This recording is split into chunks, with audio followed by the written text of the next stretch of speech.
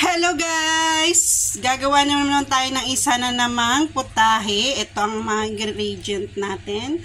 Meron tayo ditong tinadtad na hipon, singkamas, tapos dahon ng sibuyas, saka black pongus. Ang black pongus guys, yung parang sa atin tenga ng daga kung tawagin. Ayan siya. Mushroom yan. At saka giniling. Ang gagawin natin ay dumpling. Ayan, meron ako pambalot ng dumplings. Ayan, umpisa na natin guys. Oh, diba? Ngayon, pagsasama-samahin muna natin dito ang ating mga ingredient. Lagay natin tong hipon na tinadtad. Singkamas. Ayan, kinamay ko na guys kasi nagugas naman ako ng kamay. Saka black pongus. Ayan. Saka yung dahon ng sibuyas. Ayan siya.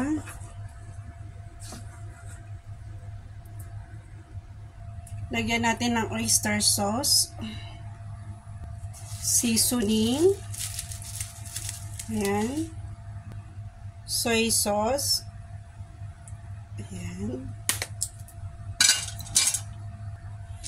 Paminta. Salt, cornstarch,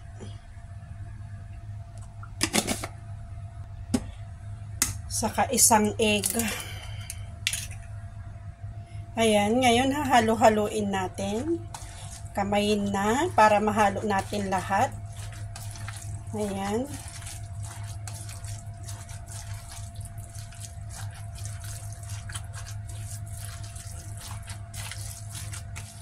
Dapat mahalong-halo talaga siya para mag-combine lahat ng mga sahog niya. Ayan. Ayan siya guys. Dapat ganito siya. Halong-halo talaga. Yan na yung niya guys. Ito na. Ngayon ibabalot na natin siya. Ito yung pambalot na gagamitin ko.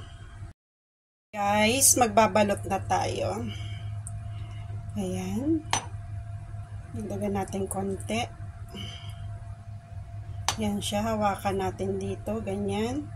Tapos tupi-tupiin lang natin. Yan. Yan. Yan. Madali lang siya guys. Ayan, meron na tayong dumplings. Yan lang siya kadali. Ayan yung nagawa ko guys. Ayan siya. Ngayon, piprituhin na natin siya. Ayan guys, painit tayo ng mantika. Tapos piprituhin natin dito yung dumplings natin. Ayan, mainit-init na siya konti. Ayan. Ayan siya.